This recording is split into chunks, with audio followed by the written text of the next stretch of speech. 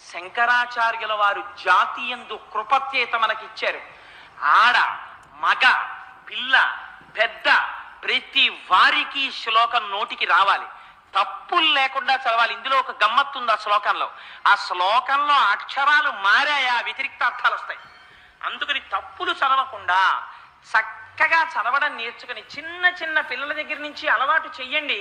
స్నానం చెయ్యగానే ఒక్కసారి అమ్మవారి దగ్గరికి వెళ్ళి ఆ కట్టుకున్న తువ్వాలతోటో అందులో బాలల భక్తికి అమ్మవారు పొంగిపోతుంది.